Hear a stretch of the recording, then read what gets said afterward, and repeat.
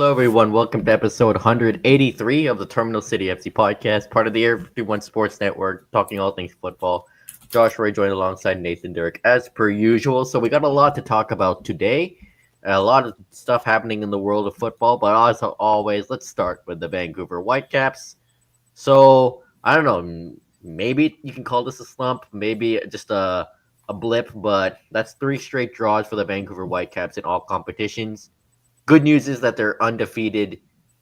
They're unbeaten, rather, in 13, but things have hit a little snag in recent games. Yeah, it kind of feels like this fixture congestion has finally caught up with them. I know they had a few weeks where they actually had a week to train here and there, but I mean, this feels like that pace of matches that we don't normally get until, late summer. And it's already starting to happen. The fact that they've gone through Canadian champion, or not Canadian champion, but they've entered Canadian Championship while they're still in Champions Cup.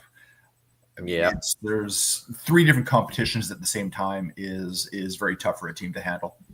Yeah, and it really does feel like fixture congestion is starting to hit it. But over the weekend, they had a week off. Had traveled down to Austin to play the team that they beat 5-1 at BC Place, but this time it was a 0-0 draw. And Jesper Sorensen, after the game, called this the worst performance game of the season for the Whitecaps. Yeah, I mean, you understand what he's saying. The team wasn't efficient in what it is they were trying to do. It was a little bit disjointed. We're also seeing the return of Atakube and Laborda and trying to fit them in. You're starting to see I wouldn't say necessarily the fatigue, but the minute management that you need to do with really young players like Ocampo and Tate Johnson. Tate Johnson, I mean, he at this point of the season so far, he's played more than double the amount of minutes that I thought he would get through the entire season. So like triple at this point. It's time to start managing these a little bit, and now they have the ability to do so. And there's going to be some management pains in that because you're bringing players in and out of the lineup in key positions that haven't been around for a couple of months. Yeah, and this game, the attack, usually very threatening for the Whitecaps. This time it was lacking. It was only like one actual shot on target. Yeah. Brian White isolated, couldn't really get him going. Pedro Vite had an off night. A lot of players did.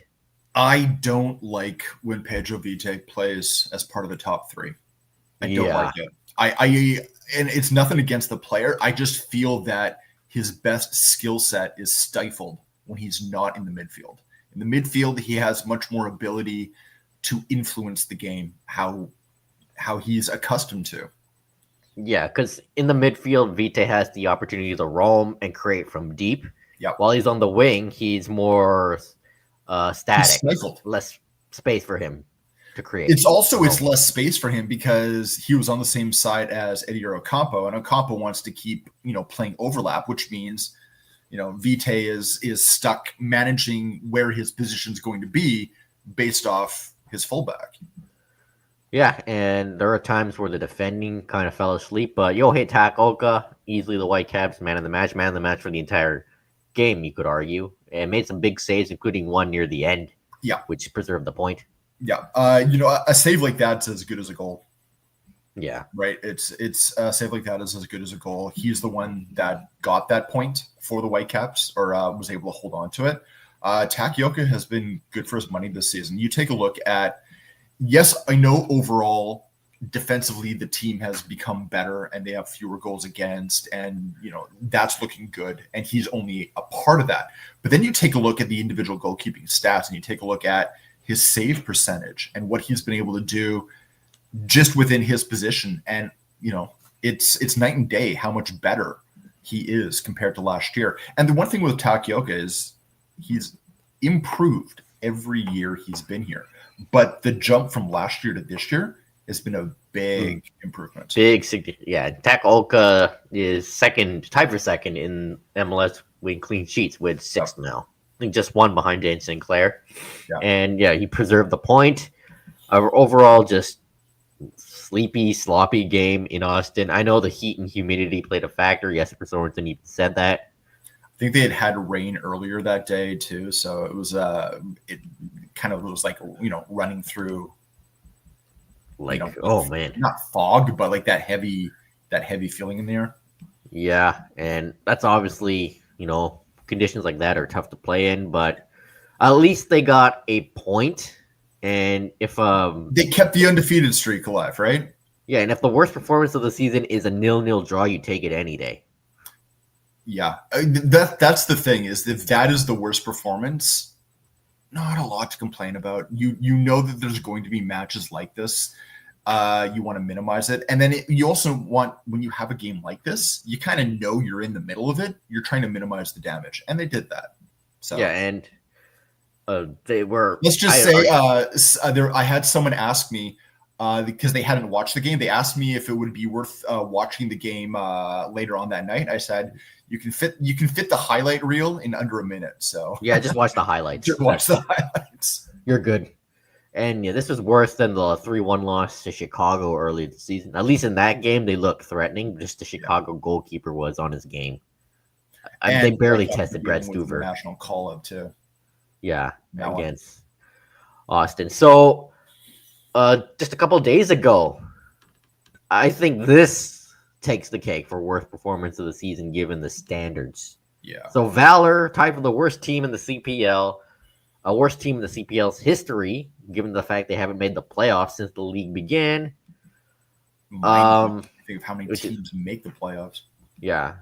I mean, the Whitecaps started off really well. Like, cheeky free kick confuses everybody, but on the loose ball, Sam Adekugbe just buries it, just bangs it past the Valor goalkeeper.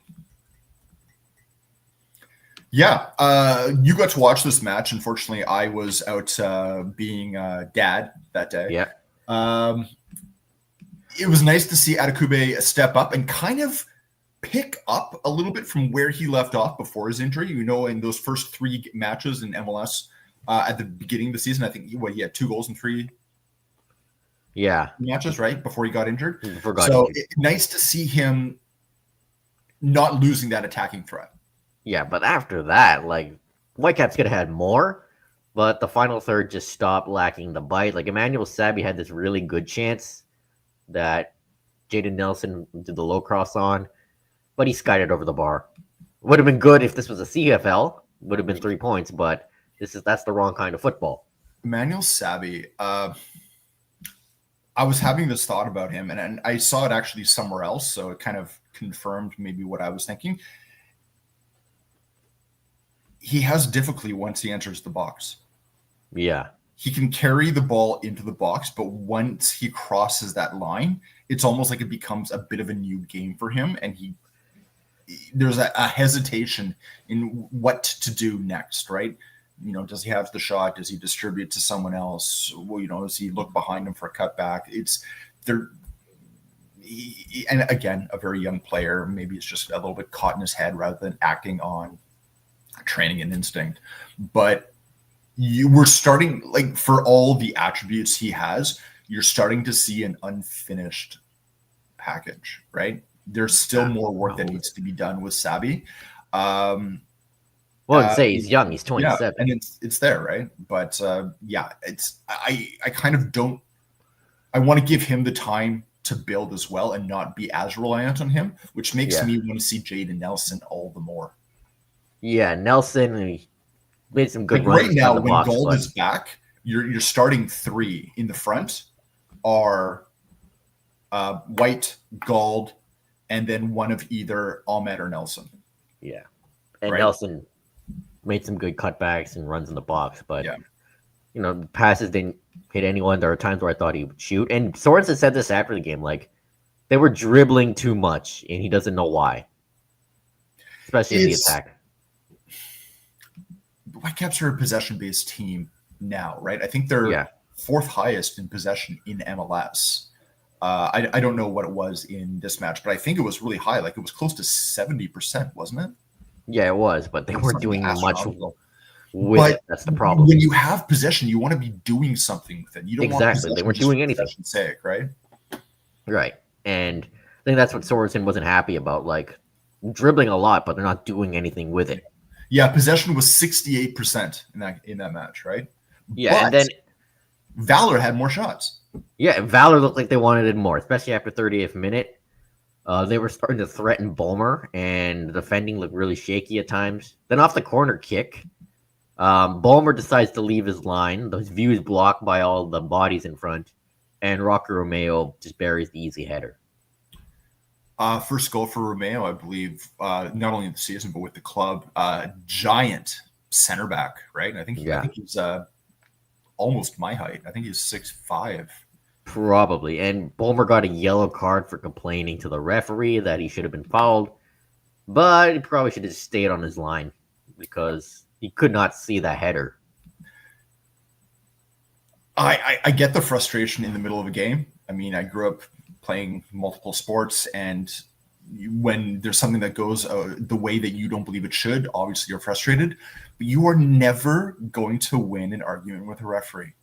Yeah, the referee was once the decision is made, you have VAR that can do what it can do in certain situations. But as a player, you're not going to win, and especially when you're not wearing the captain's armband, you shouldn't be there at all.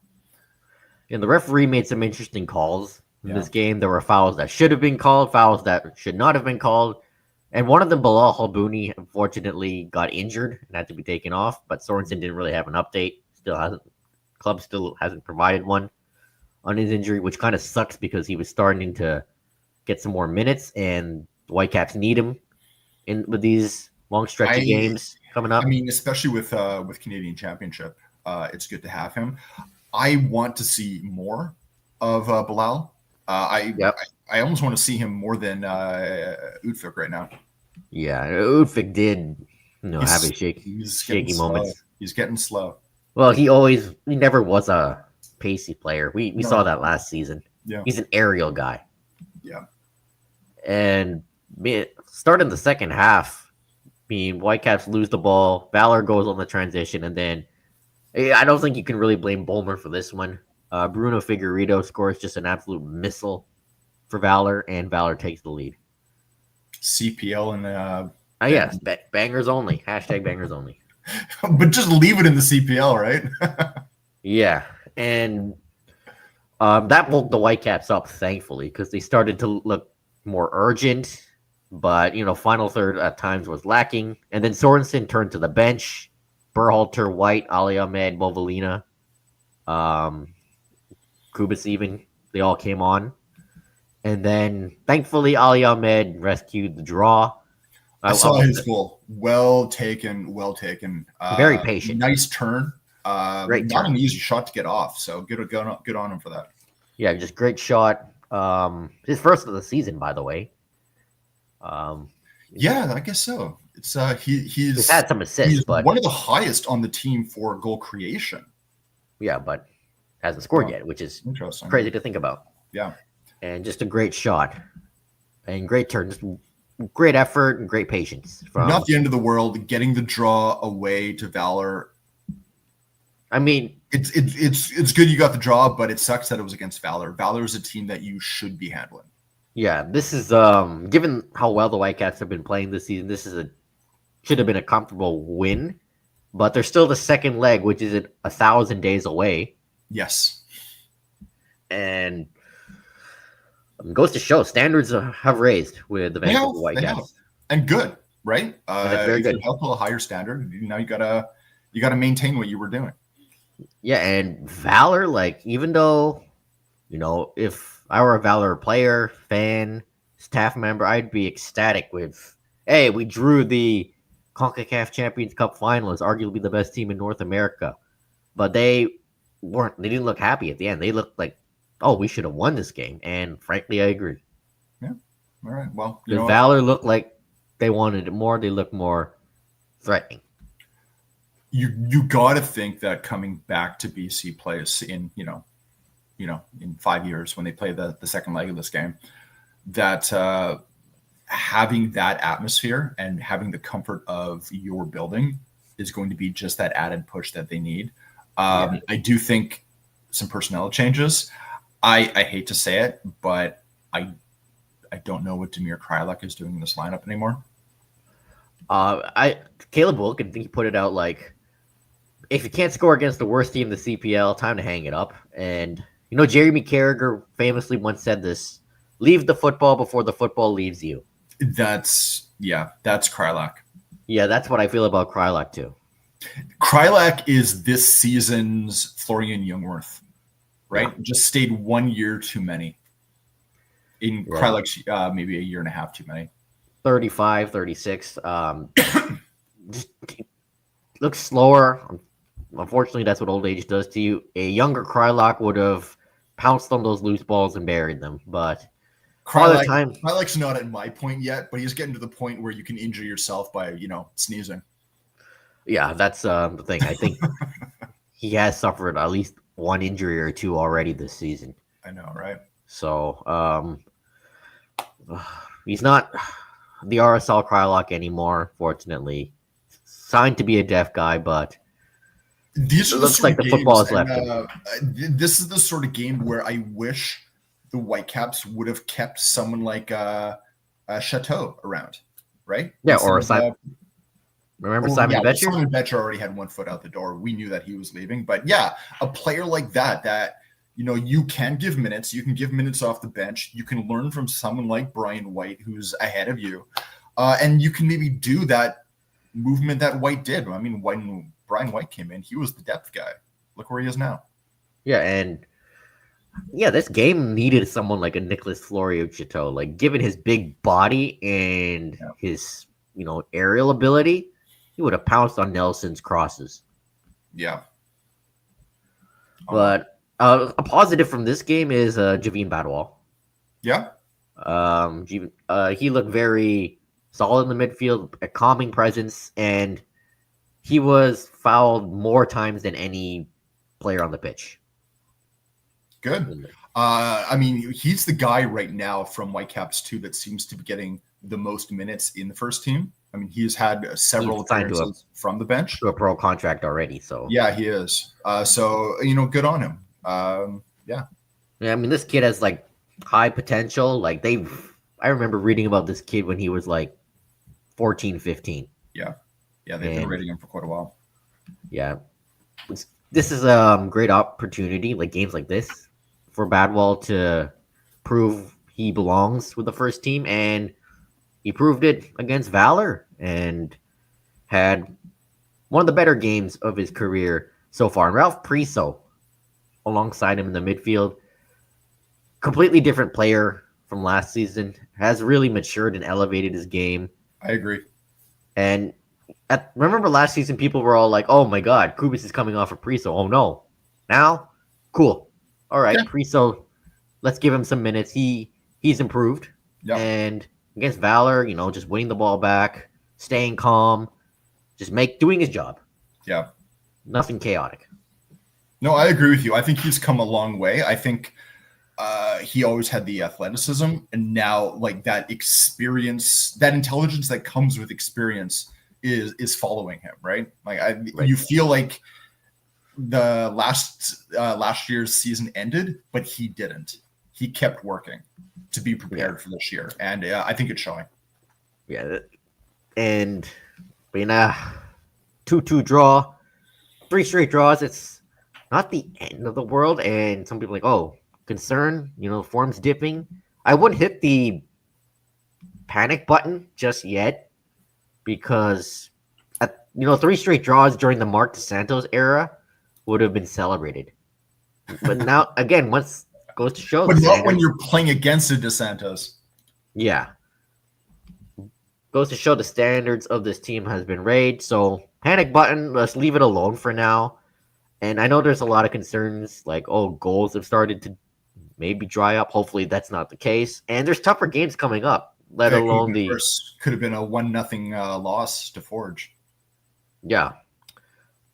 Champions Cup final in a couple weeks. And then there's Gold Cup and all those friendlies, which players will be called up. And, Whitecaps are going through adversity. This is the real first test of adversity. Next few weeks will test them even more to show how well they can play through adversity with all those international call-ups. And if this is Sports seasons are wars of attrition, right? yeah, and it's a long season, and if this is a rough run of form, 3 straight draws, that's better than 3 straight losses. So put it that way. Yeah. So yeah, Jeff Carlisle of ESPN reported that Jesse Marsh is trying to convince Tristan Blackman to switch to Canada, but Marsh has confirmed this, and he said Blackman needs to understand what it means to play for Canada, despite Blackman having no Canadian blood. But he was not on Mauricio Pochettino's friendly roster, but Brian White and Sebastian Berhalter have been called up as this morning. Blackman was on the 60-man preliminary roster for the Gold Cup. I do know he's on that. You know what? I can understand. I mean, Blackman's been here a number of years where you can now, if you wanted to fast track a citizenship to get someone onto a roster, he's at that level where you could do that. It's kind of like what people were looking at Ryan Gauld last year before he started getting called up for Scotland. I don't see it happening. I think it would be nice, but I don't see it happening. I think Blackman may get his American call up for Gold Cup. Yeah, I think that all depends if he gets called up for the Gold Cup or not. Yeah. And I think, and I mean, it's understandable. I mean, Blackman, obviously, I get wanting to play international football, but there's a certain feeling about playing it for, the country of your birth, right? Yeah. Or if there's an attachment to your parents or something like that. With Canada, his attachment is... This is his work home, not his real home. Yeah, I mean, that's a good way of putting it, right? Yeah, and good for Brian White also. Getting a call up. He deserves it as well. And goes to show that, the Whitecaps is suffering from success, like that DJ Khaled meme. Because in June, early July, they're going to be missing a bunch of players. I know. I mean, MLS, you can argue they should not be playing during international breaks. 100% agree. But, man, this is going to be a big test for the Whitecaps Supporters Shield hopes. It is. Yeah. I agree with you. I don't like the whole idea of them playing on international breaks as well. I mean, part of the reason is, we play a calendar year schedule, so that makes it a bit more difficult as well when you're trying to, fit things in, and the majority of all your international competitions are in the summer. Yeah, MLS is. I mean, we've got more than a few silly rules, so Yeah, and the first game actually it might be right before Gold Cup and during the friendlies is against Seattle Sounders at BC Place. So Whitecaps will be missing a bunch of players for a derby. I don't know how much Seattle will be missing, but Whitecaps will be depleted. Yeah, fair enough.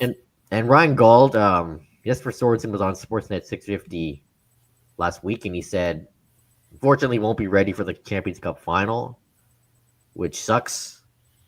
And especially also not having Sebastian Berhalter for that one. Yeah, which is the really dumb yellow card accumulation rule. Yeah. Hopefully, Gauld will be ready after when all the call-ups happen. Yeah, I mean, you'd hope at that point. But it's been quite a while now. Yeah, I mean, knee injuries are unpredictable. All injuries are unpredictable, rather. Yeah. And luckily, Sorensen said, as of now, it seems unlikely he needs surgery, and I hope this is not a Thatcher Demko popolitis thing. Oh, man, if they're still wondering about surgery and it's been a couple of months that he hasn't played, I mean, that's something you have to have figured out by now. Yeah, but Gauld has been training in the gym, so that's something. Yeah, but not full training.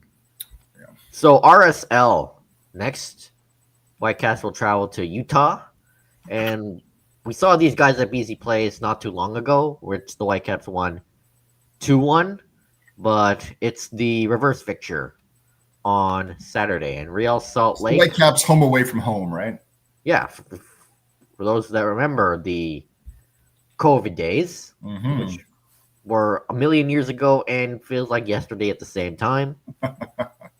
RSL lost the Rocky Mountain Derby, I think that's what it's called, to Colorado last Saturday. They've been kind of struggling as of late. Yeah. It started with the loss in Vancouver, a 1-1 draw in Dallas, 0-0 draw against Portland at home, and the 1-0 loss in Colorado. So they've kind of been struggling to score goals too. They have been, unfortunately, yeah. They have not won a match since the game before Whitecaps. Yeah. Yeah, which was a 3-1 win in San Diego. Yep, San Diego. Obviously, you got to be aware of again another team that is having red card difficulty. Last 6 games, 3 red cards. Yeah, and you got to be aware of their star player Diego Luna, who, by the way, also is called up for the U.S. June friendlies or whatever it is. Yeah, and likely will be a Gold Cup call up too.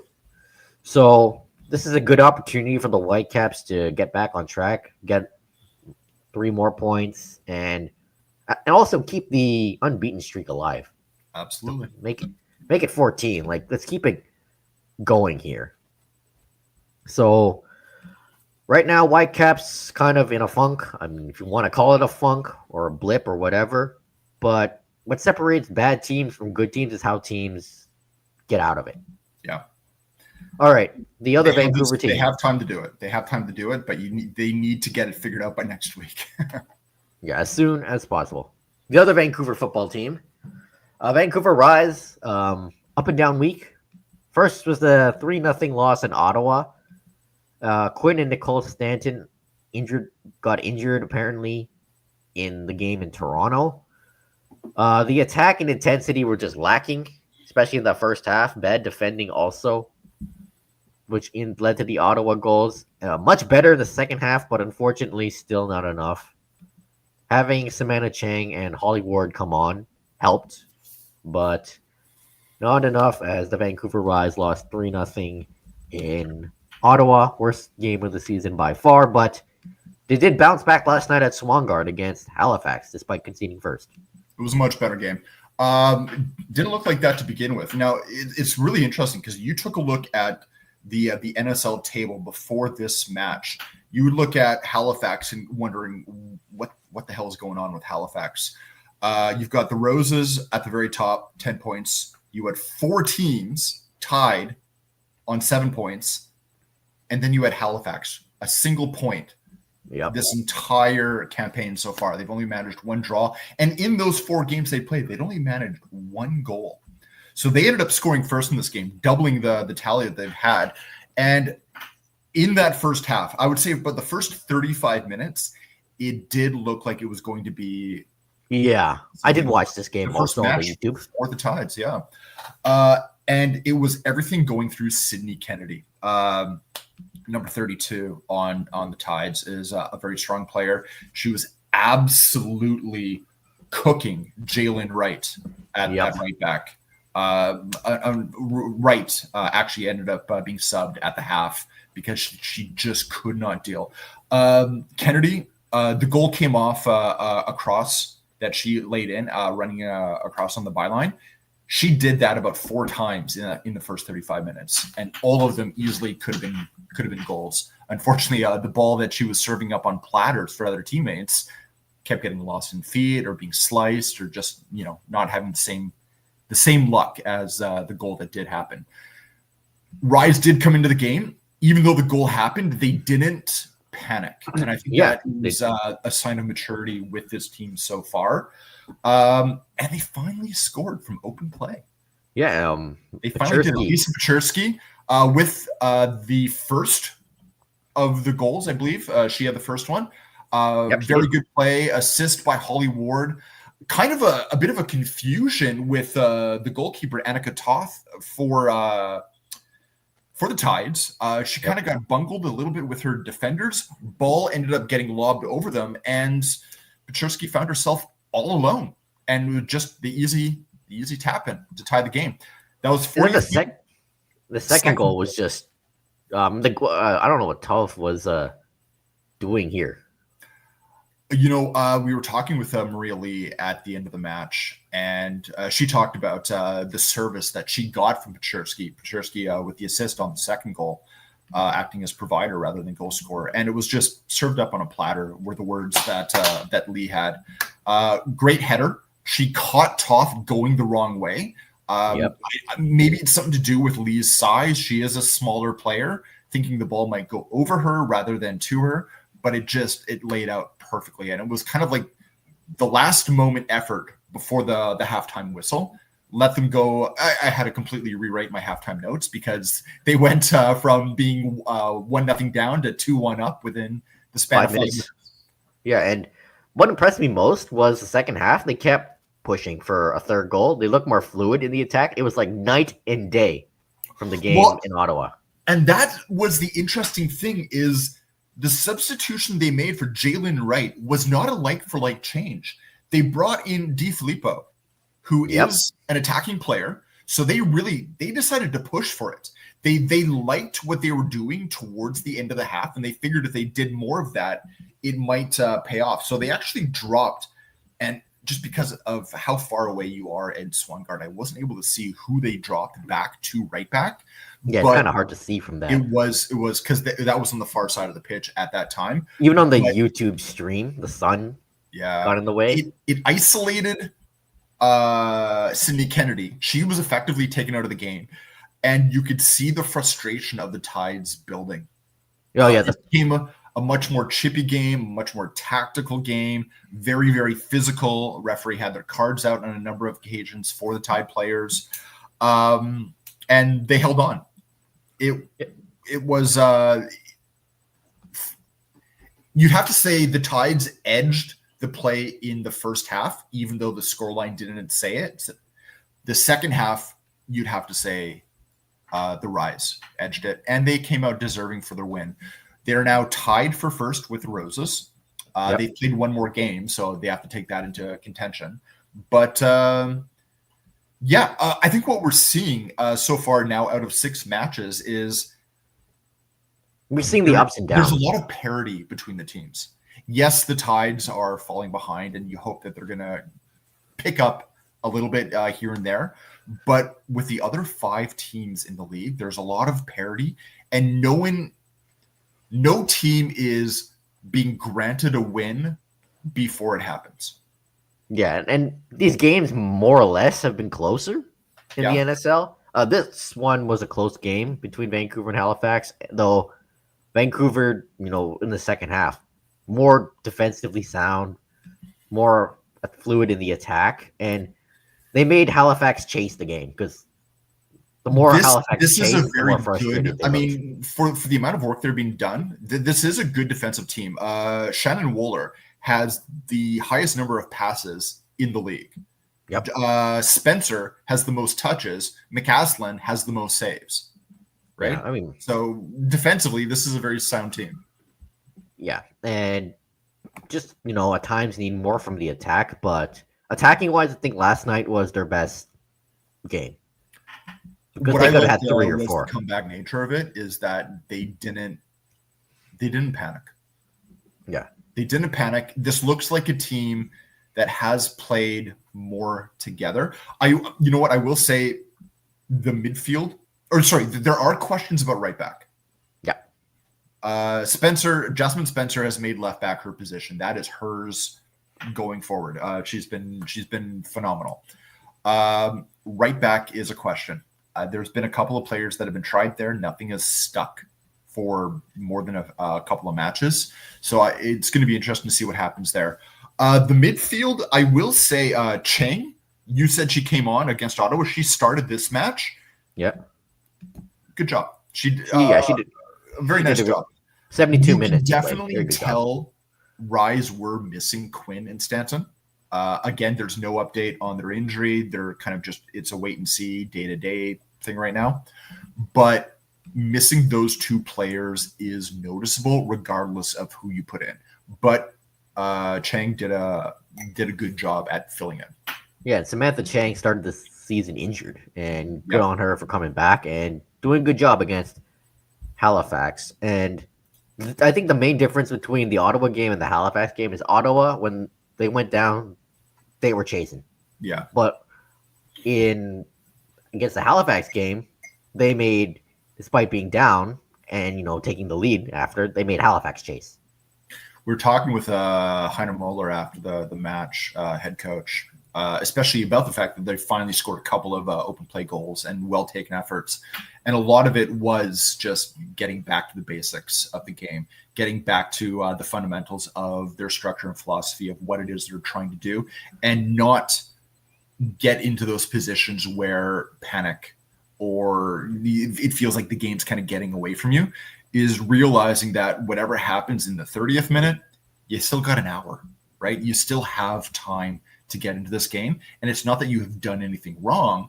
It's just that you kind of got to work with the ebb and flow of the match in front of you. Yeah.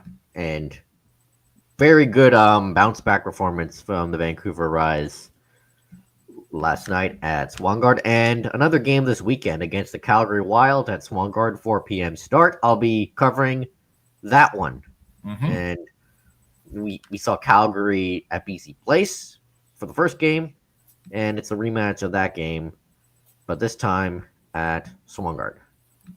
All right, so a lot of national team news. So the men's team named the roster for the Canadian Shield tournament, which is the series of friendlies at BMO Field in Toronto. 3 Vancouver Whitecaps: Sam Adekugbe, Ali Ahmed, and Jaden Nelson.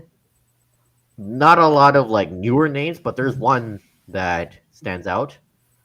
Gabrielle Biancheri, 18-year-old Man United youth product, born in Wales, but has a Canadian mother and has Italian citizenship. I'm thinking of there was that one player that Canada was trying to get, Tomori, was it? Like Fikayo Tomori. Yeah, and another guy that had kind of triple nationality. So you got to wonder if this might be another one of those situations. Yeah, and as you can see, the names you expect. Nice to see Luc Defargeois and Jamie Knight Lebel, who are young players themselves. And Daniel Jebison and Promise David also get call-ups. Hopefully they actually play this time. Promise David's got to. The number of rumors around Promise David right now, he's going to take over for Jonathan David. No, he's at Lille, Premier League. This is another guy that right now, he's like the new Jonathan David, and where is he going to play next? I mean, could you imagine he goes to Lille? Kind of follows the same path as Jonathan David. It's a very real possibility. Yeah, Belgium to Lille. Marsh is going to decide between two speedsters, Nelson and Schaffelberg, for the wings. Yeah. The one thing Marsh did say is he did talk about not giving Nathan Saliba a fair shake yet. He wants to see Saliba. He wants to give him game time. He wants to see what he can do.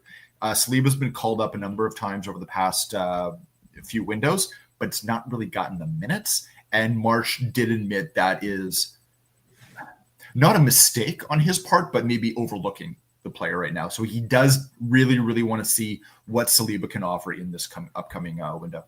Alex Gonge-Rusick of One Soccer wrote an article about Saliba, and he's easily the bright spot in a very bad Montreal side.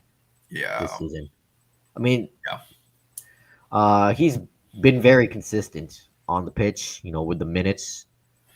Still needs to improve the defensive numbers, but it's slowly getting there, according to the article. And service-wise, he's also progressing. So that's nice to see. Fair enough.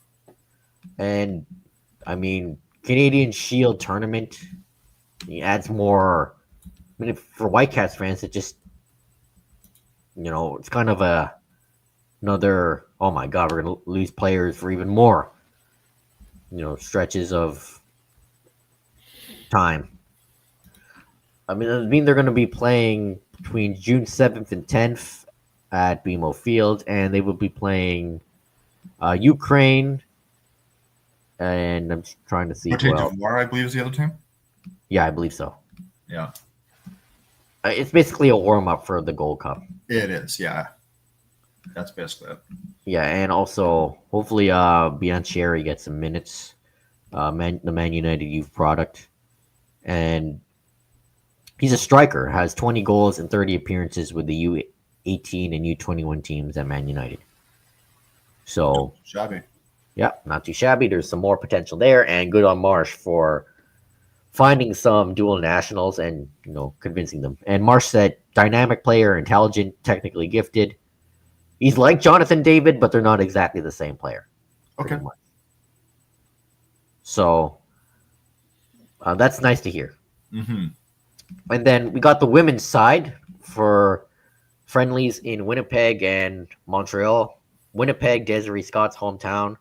She's retiring from the national team setup. And Montreal on June 3rd. 3 Northern Super League players. Toronto's Emma Reagan, Vancouver's Holly Ward, and of course Desiree Scott of Ottawa. Yeah. Holly Ward, I believe this is her second call-up. Yep. I believe she has 1 cap so far. So nice to see her getting called up, especially from the Rise. Hopefully more minutes there. Yeah, and a new name on there. Also like a dual national, though a triple national. Ties to Vietnam and China. Defender Zara Chavashi of Orlando Pride, a ball-playing center back. And she just signed with Orlando Pride last year and is doing pretty good, well down there in Orlando. So that's another dual national for the Canadian setup. And names you expect. Nice to see Holly Ward get another call-up. Yep. 21 years old, doing good things with the Rise.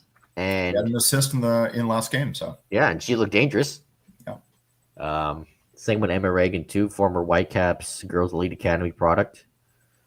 And another opportunity for Casey Stoney to, gel things with the group. There was lots to like in the last window against Argentina, but also things that needed improvement. 1 game good, 1 game not so good. Yeah, pretty much. And Alex also wrote an article about Chavashi as well, and you can read that on One Soccer. And she actually signed this year for Orlando. Excuse me. There you go. And can also play fullback and is also a very good passer and is someone who can make clearances. So a skilled defender is nice to have for Canada. Kind of, in the mold of Shannon Wooler. Yeah, and the last few games of Desiree Scott for these friendlies, and a lot of Canadian action this June with the men and the women. Absolutely. So some CPL news. Mark Noonan will step down as CSB CEO and CPL commissioner effective June 30th. He'll stay on until then to ensure a smooth transition, but they've already hired a new CSB CEO, and that is James Johnson, as of this morning. Yeah, so this had to have been in the works. You knew, especially that the hiring comes right after the day.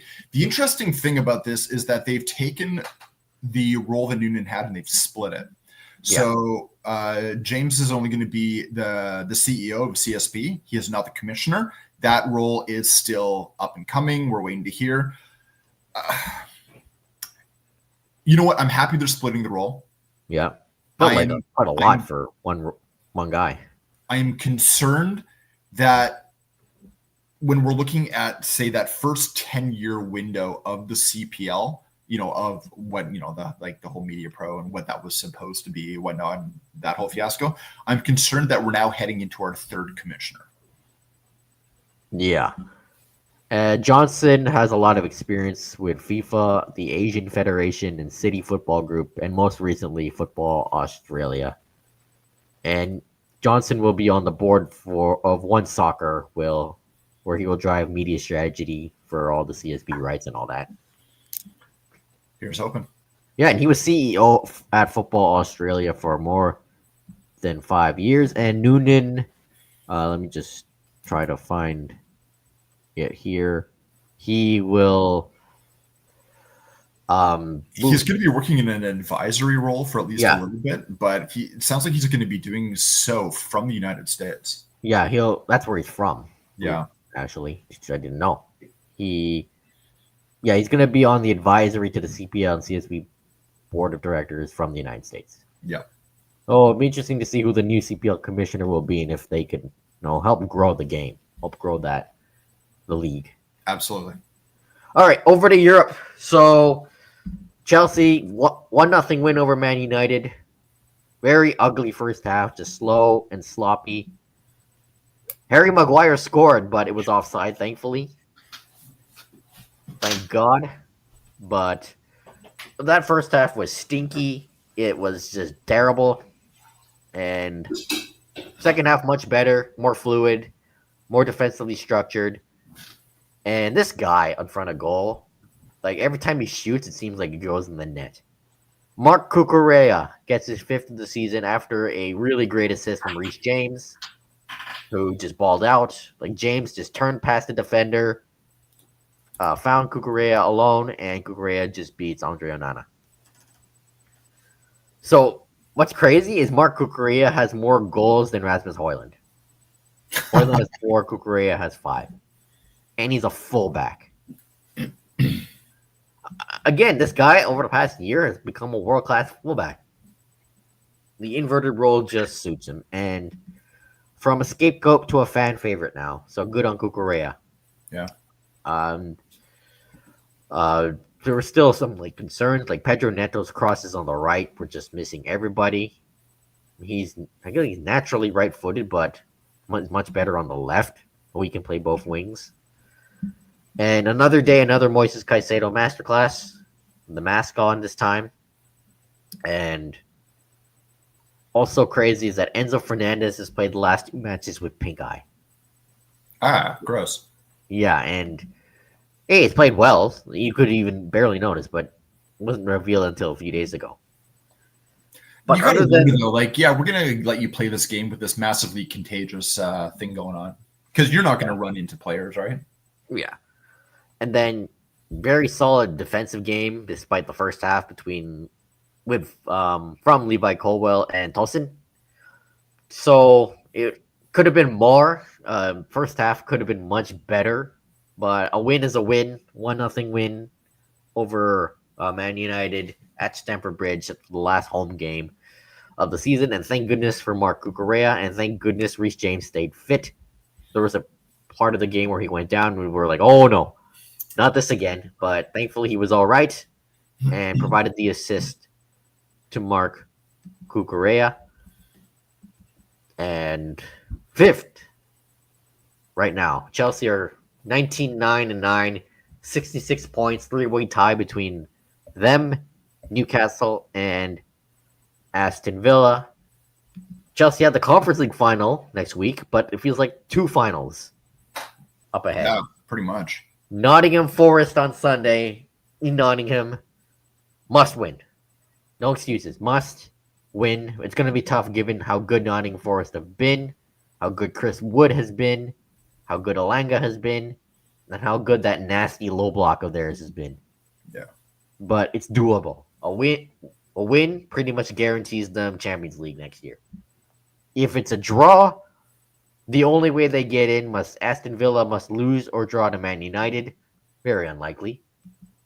And Everton must beat Newcastle in Newcastle.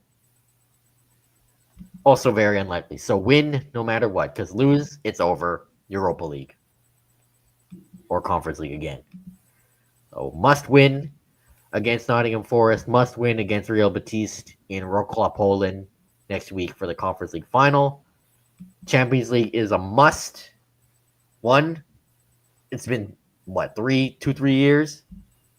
2, it could attract the shirt sponsor they want, plus more money. Yeah. 3, could attract someone like Gyökeres or Osimhen or Brathwaite or somebody else, any big name, if they choose to sign big names, for the summer window. So, and the Conference League need a trophy because Chelsea going 3 years without trophies is unthinkable, is unacceptable. So win on Sunday, must win on Wednesday against Real Betis. And then just to make things even more tougher for Sunday, Anthony Taylor is officiating that game. Oh, Because of course, lovely. Your favorite. yeah, lovely. My favorite referee. Favorite bald referee. So at this rate, he's going to call a bogus handball or send somebody off in like the worst way possible in the 90th minute, cost Chelsea Champions League. But Chelsea need to do themselves some favors, and it's time for Cole Palmer to step up. I mean, against that low block, big game on the line. He's had a tough second half, only one goal since January. Needs to step up here. Also going to be tough. Nicholas Jackson is still suspended for that dumb yellow card dumb red card rather against Newcastle. Yeah. It looks like Mark Guiu is getting closer to fitness. I don't know if he'll play, but might look like Tyreek George might have to play up front again. Another good opportunity for the kid. So 2 cup finals, if you really think about it, for Chelsea up ahead. For Tottenham, they did the unthinkable. Hell is frozen over. They actually won a trophy. 17 years. Finally, so RIP, Europa League champions. RIP Tottenham trophy jokes.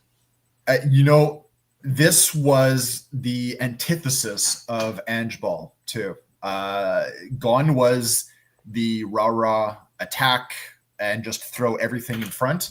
This was a very defensive game. They did not have the ball for long patches of time. In fact, Man United had 74% possession in this game. Yeah, barely doing anything with it, too. Tottenham had 1 shot on target. And that was the goal. And you could argue that it maybe should have been an own goal. It's tough to tell. We looked at multiple replays trying to figure it out. Maybe Johnson got a toe on it. Maybe Luke Shaw put it in off his shin. Not too sure, but it went across the line, and that's all that really matters in the end. Yeah, again, another error. 3 shots in total, 1 on target, to 16 shots and 6 on target for Man United. Oh, man. Yeah. Poor tactical decisions, poor lineup decisions again. Yeah. I think starting Richarlison over Son was an interesting choice, but in the end, I think it paid off because you were able to bring Son off the bench. One, he gets to finish the match, which is really good for him. And the fact that he's stuck with his club and he got that trophy he so desperately wanted. 2, Richarlison's one of those players. He's like Corey Perry on the Oilers, right? Like he's a disturbing presence for other teams, right? And sometimes you need that to get another team off their game. And Richarlison has that ability to do so, along with having the skill set to play as well. The interesting thing is pundits and other teams and everyone else has been waiting to be able to say, I told you so, to Postecoglou for his remarks at the beginning of the season of the fact that he always wins trophies in his second season. There's only one guy that's able to say, I told you so, and that's the coach. Postecoglou. And it will go down as history as one of the coldest quotes in football. Yeah. Now, there's still a lot of question marks. One, this wasn't a pretty game. No, it wasn't. They got it done. They had to do it with absolute heroics of Mickey Van de Ven, saving the ball off the line and almost injuring himself in the process. That to me was what won the trophy. It wasn't the goal. It was the heroics of Van de Ven, because that would have been completely different if that had gone through. There's question marks about this roster. This roster needs a lot of changes. Yep. You could argue that it's done a lot of good things with a lot of the youth that have come in. Lucas Bergvall, I mean, he's earlier this week, I think he was named like the player of the season, the young player of the season, basically any team award you could give, Bergvall has taken it. Archie Gray, I mean, he's come in as a midfielder, and he ended up playing as a right back, left back, and center back. He has been amazing for this team. They need to figure out who he is, because sometimes when you're able to play a little bit of everything, you end up not playing anything, right? Right. He needs to find a position that's his and make it his, rather than being the guy that can be the filler for everywhere. He doesn't want to be filler. He wants to be the guy. He needs to figure out what that is. Yeah, needs Solanke, is he the guy to lead this team from the top? I don't know. Yes, he's a quality player. Yes, he's got a skill set. But when you have a squad that is so reliant on who your number 9 is going to be, they have to perform to that level. I don't know if Solanke is that guy. Richarlison, I don't know if he's going to be around. I mean, he has one foot out the door. Yeah. Son, I don't know what's going to happen with him. I mean, there is a lot of question marks. And then on top of it, the biggest question mark is himself. Is this enough to save his job? Does he want to stay? His remarks said that it seemed to suggest that he wants to stay. He said the job's not finished yet. He still has more that he wants to do. But yes, they won a trophy, but they also had one of the worst seasons in their history. Yep. We know that once the January transfer window ended, they basically said, we're done with the league. We're going after the trophy. That pissed a lot of people off in the club. The fact that they were basically throwing away a season when it was just over halfway done. Postecoglou is going to be able to point to the trophy and say, look, it paid off. But if you're going to be a squad that is going to perform at that high level, you need to perform at that high level in multiple competitions. They didn't do that. Nope. Right now, I think fans and the team can ride the high of winning a trophy, and the fact that they haven't done in so long. And that's going to hold them over for a while. But the summer is very, very close. And I mean, it's sports. What have you done for me lately? People are going to be watching this team and going, look, you got now into the Champions League through the Europa League. But you can't say we're going to throw away the league again for the Champions League. You now need to show that you can compete on multiple fronts. So how are you going to do that? This summer is going to be a very, very interesting summer. Because last year they brought in the kids. They need experience. Need someone to help them. Yeah, need experience. Right? Because you also have other kids waiting in the wings. That Korean wonder kid. Yeah, him. Sorry, names are escaping me. Yeah, but you need someone to help all these players and galvanize into a cohesive roster. It's not there yet. I'm going to be interested to see what the summer brings. But they won a trophy, first time in 17 years. They can feel good about themselves for today. Yeah, that's the question for tomorrow for Tottenham, and it's a team that needs an overhaul of the squad. And yeah, that Korean youth player, Young Min Hyuk. Yeah. Who went out on loan in January, so it was good. But I'm thinking there's also other players as well. Mikey Moore. Mikey Moore, thank you. There's the one player that they sent out on loan to, I want to say the Belgian league, who's been blowing it up as well. There's a number of players, and names are escaping me right now because I just got trophies in my arms. Yeah. So congratulations to Tottenham for winning their first trophy in 17 years, putting an end to the trophy meme. Harry Kane has won a trophy. Tottenham has won a trophy. Bologna has won a trophy. Newcastle and Crystal Palace have won trophies over Man City and Arsenal, which is just crazy. Do you know what's funny? Is someone was pointing out it's all the teams, I think it's Brighton, that have birds in their logos. Yeah. And someone photoshopped I think the Real Betis account actually photoshopped their logo into a bird. And then a Chelsea fan did the same with a Chelsea logo. Nice. So, I guess that's what you need this year, right? That's what you need. You need a bird in your logo. PSG is going to do it now. Yeah, or Inter. Yeah. And then Well, it's also a crazy story. An Aberdeen fan is in court after throwing a chair onto the pitch, which hits a player. Yeah, so Jack McKenzie, he was a player that I believe had already been taken off, injured earlier in the game. So he got struck in the head by this chair. There's no plea that's been done so far, but it's still happening in court. There is a condition that he's not allowed to attend any Aberdeen matches while the court case is going on. But I mean, you see what happens when people throw like coins or bottles, and the damage can be done. Yeah. A chair? A chair. This guy is not attending a match ever again in his life. Yeah, that should be a lifetime ban. Could have killed the player. Not only that, but I mean, this is an assault.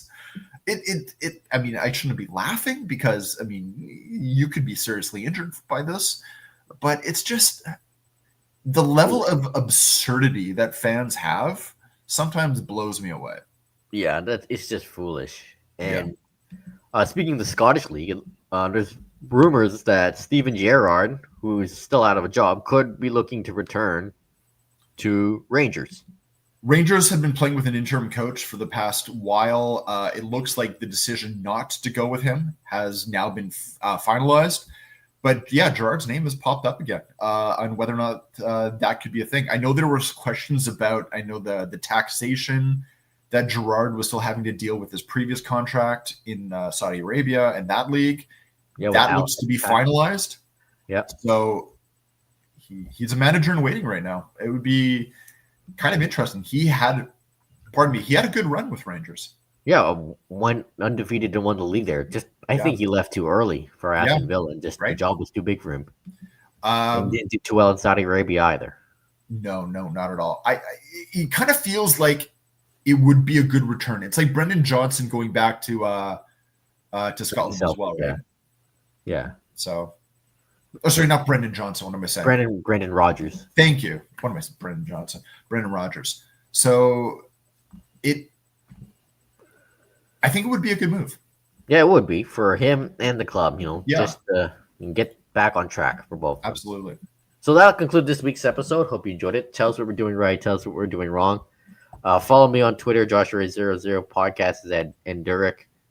Podcast is at Terminal City FC. Nathan is at Enduric. Blue Sky also in the description for all of us and the podcast. Check out the Instagram, YouTube pages for more videos and all that. And maybe try to do some more video content. If the Whitecaps win the Champions Cup, I do have something in mind. We could potentially do. We'll see. Wait and see. No promises. Check out all our articles for Area 51 Sports Network for covering Whitecaps, Rise, Canada, and everything soccer. Maybe I'll cover some hockey too as the NHL offseason will start and the Stanley Cup playoffs continues. Check out everything for Area 51 regarding hockey, WHL, and anything else. So that concludes this week's episode. Peace out. Take care.